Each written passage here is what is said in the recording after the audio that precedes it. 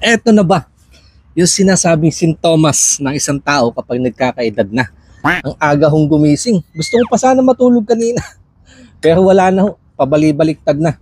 Lord, maraming salamat sa panibagong umaga at panibagong biyayang pinagkaloob sa amin. Basbasan ito upang sa ganun magsilbi lakas sa aming pangatawan.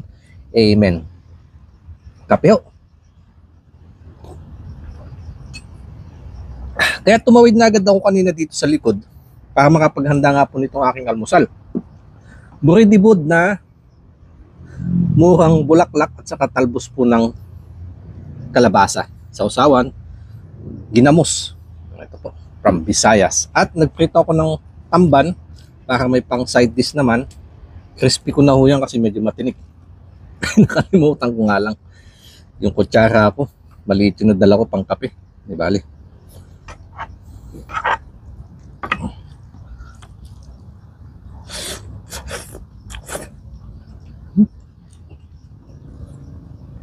Panalo. Buridibod. Ay, excuse me po. Buridibod, ibig sabihin, pinakuluan ko lang siya sa kamote. Para lumapit lang. Sabaw, pinaalatan ko lang po yan ng asin. Katabi po dito.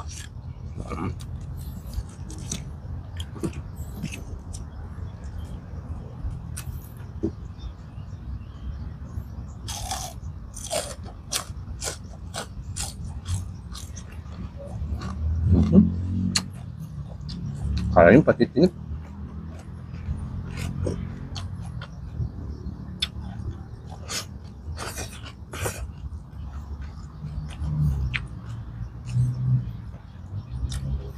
Ang sarap ng anghang niya at saka asim sa bibig.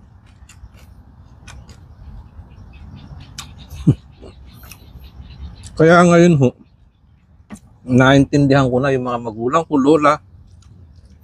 Si Apong yung 104 years old kung napanood niyo po.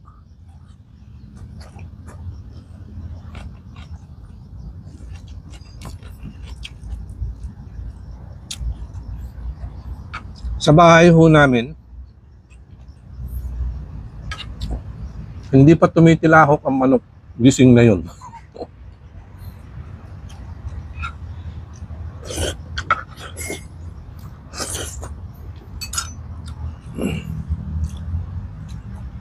Kaya pagkagising ho namin sa umaga, kakain kami, yung kanin namin, lamig na.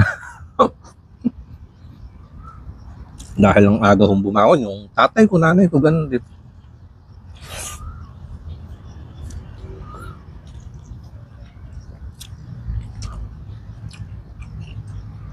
Ganun na nga ho siguro talagang tao, no? Pa-comment nga mga kanayong kung ganun din yung experience nyo. Magulang tayo santo ah.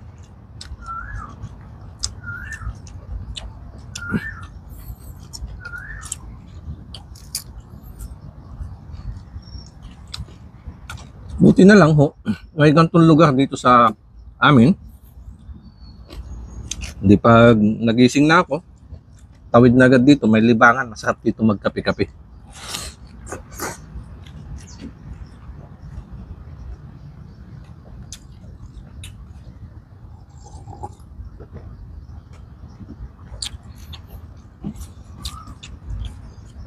Siyempre sa syudad, nakaka-boring mo kasi pagbangon mo, habang nagkakape ka, tunog ng mga tricycle, sasakyan, yun agad ang maririnig mo.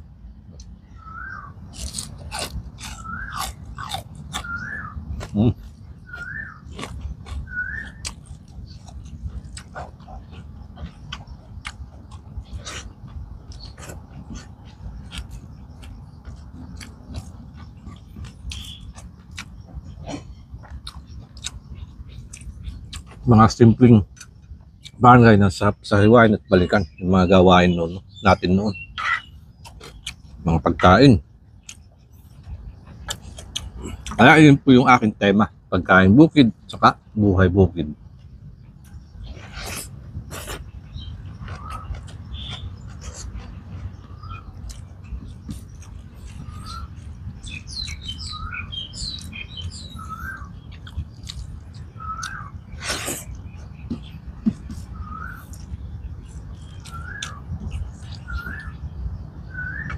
First time kong gagawin to. na ganito ka umaga mukbang almusal. Malimit ko nang ina-upload ko tanghalian tsaka hapon.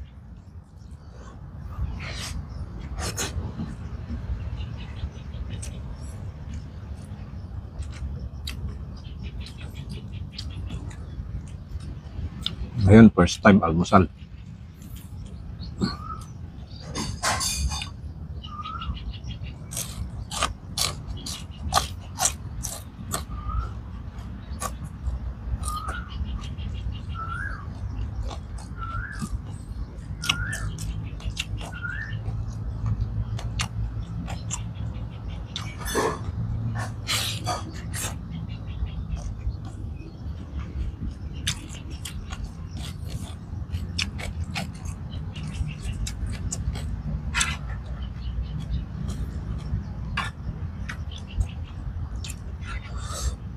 Kaibahan no pag may kamuti ng sabaw.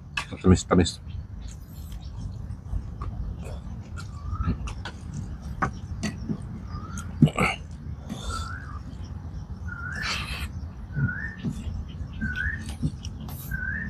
Para na din nag-exercise sa kain. Ang aga pa lang pinagpapawisan agad.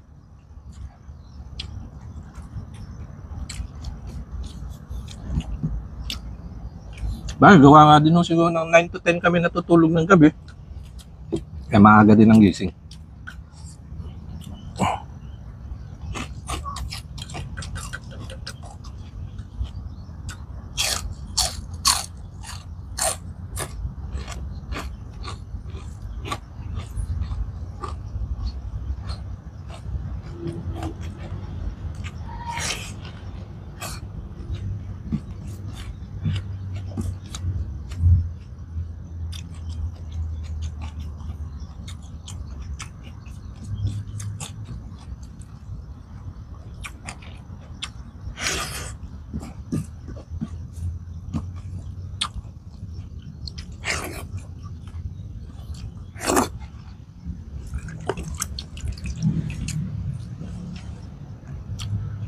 Maraming salamat po mga kanayon. Kape, pag-umpisa ng umaga.